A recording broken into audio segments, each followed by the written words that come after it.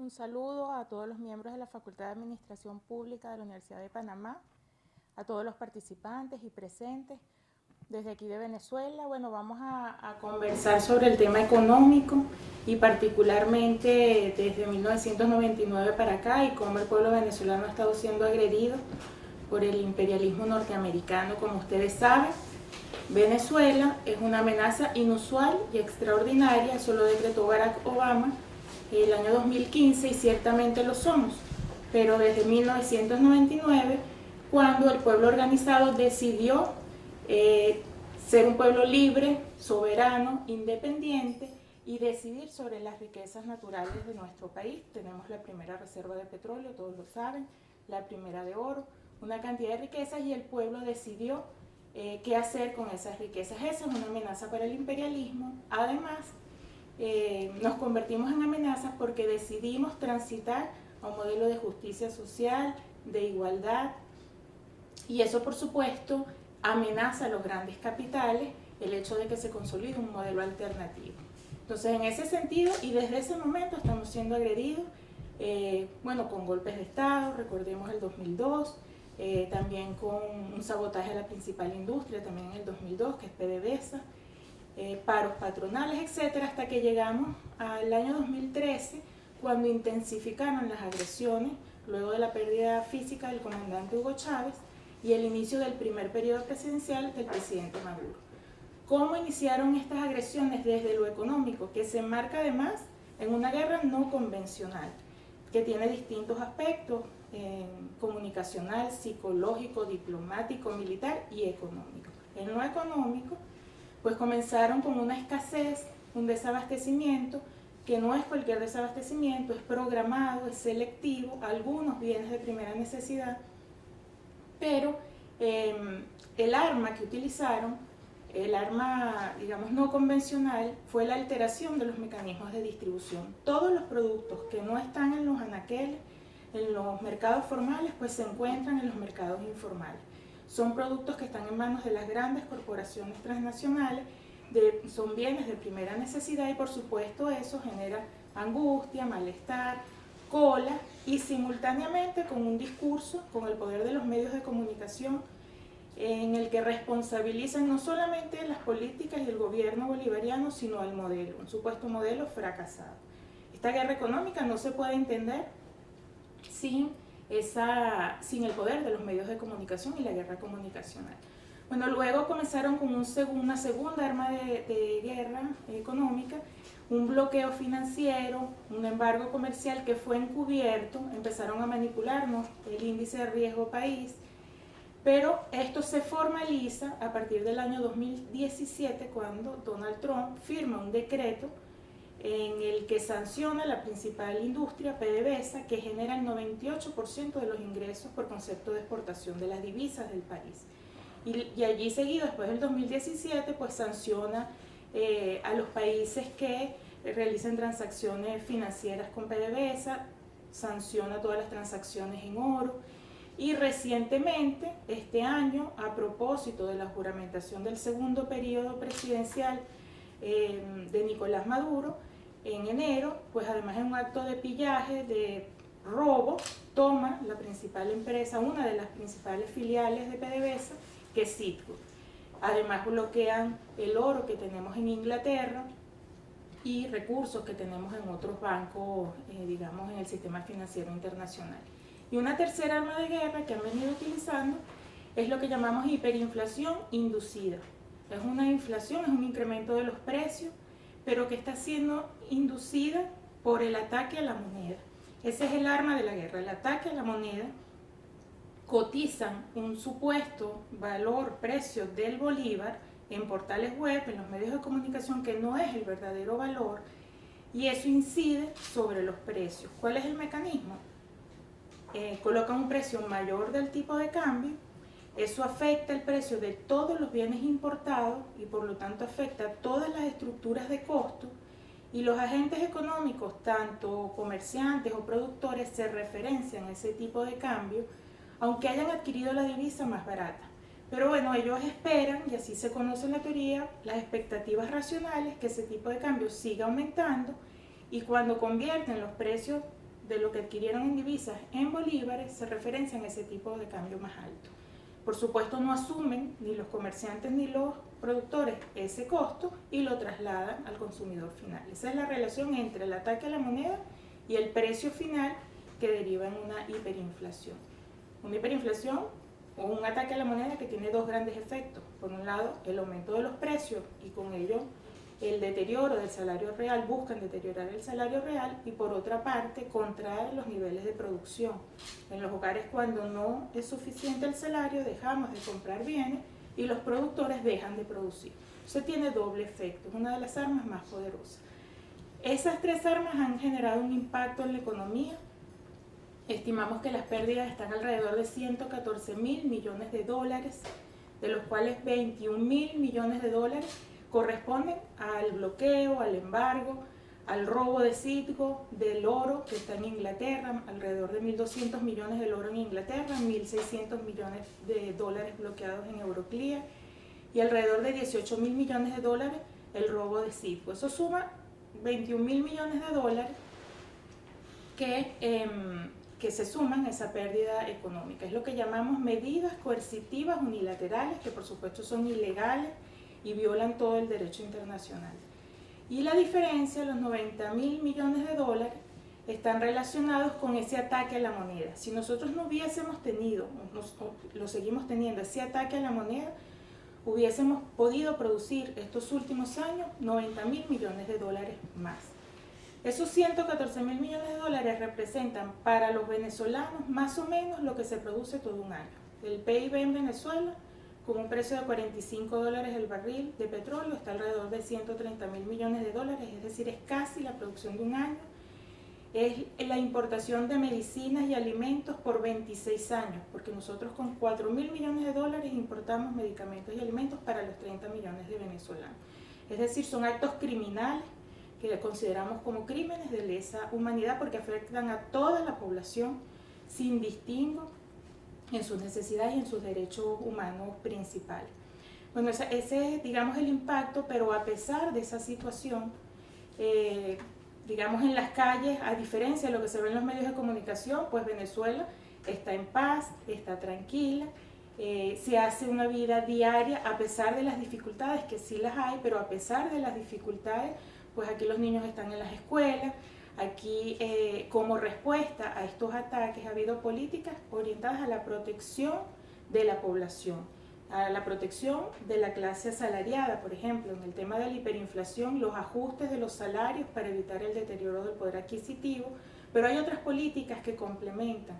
La entrega, por ejemplo, de los CLAP, los comités locales de abastecimiento y producción, que se están entregando a 6 millones de hogares mensualmente, un conjunto de alimentos para justamente contrarrestar y compensar tanto ese desabastecimiento que ha sido programado y selectivo como ese deterioro del poder adquisitivo a consecuencia de esa hiperinflación. Esa hiperinflación, no lo comenté, pero lo voy a comentar, esa manipulación del tipo de cambio está alrededor, desde el año 2013 hasta ahorita, en 5.000 millones % de variación. En Venezuela no ha ocurrido absolutamente nada en esas proporciones que permita explicar desde lo económico que nuestro bolívar se haya depreciado 5.000 millones %. Estaba en 8 bolívares fuertes en el 2013 y ahora esos portales web que buscan desestabilizar lo marcan en 420 millones de bolívares fuertes por dólar. Entonces, bueno, esa es la magnitud, pero a pesar de la magnitud del ataque, el pueblo venezolano, como decía, está tranquilo, trabajando, estudiando. Un indicador importante son los 2.500.000, casi 2.600.000 viviendas que durante los últimos años pues, se han entregado, y eso da muestra, a pesar de las dificultades, que no estamos en esa supuesta crisis humanitaria que los medios de comunicación quieren hacer ver y que no es más que la justificación del imperialismo para entrar en territorio venezolano, además ya escrito en una cantidad de documentos y además dicho por los voceros de la Casa Blanca. Entonces, bueno, esas son las condiciones, un pueblo, digamos, resistiendo con unas políticas orientadas a proteger a la población, un modelo que transita el socialismo y que ha sido justamente el modelo, ese modelo, el que ha permitido contrarrestar esta situación y además la alianza con países, el fortalecimiento de alianza con países como por ejemplo muchos países, por supuesto nos apoyan, pero entre ellos China, Rusia, Irán, Turquía, que de alguna forma están apoyando desde el punto de vista con relaciones comerciales, financieras, para sortear ese bloqueo financiero, ese embargo comercial y poder importar medicamentos y alimentos para la población. Y simultáneamente ese pueblo que mencionaba, que además está en unión cívico-militar, con una Fuerza Armada Nacional Bolivariana que ha mostrado ser leal a la Constitución, al pueblo venezolano y defensora de la soberanía y de la independencia de nuestro país. Un aspecto importante que debemos puntualizar es una visión más allá de las fronteras venezolanas y que tiene que ver con la geopolítica internacional. En este enfrentamiento entre Estados Unidos, en esta guerra comercial entre Estados Unidos y otras potencias como son China y Rusia. Como todos sabemos, pues el dólar ha venido perdiendo, ¿verdad?, su valor los últimos años y entre otras razones surge, en este caso China, y lanza lo que se conoce como el petroyuan oro. El petroyuan oro es una moneda, es el yuan, ¿verdad?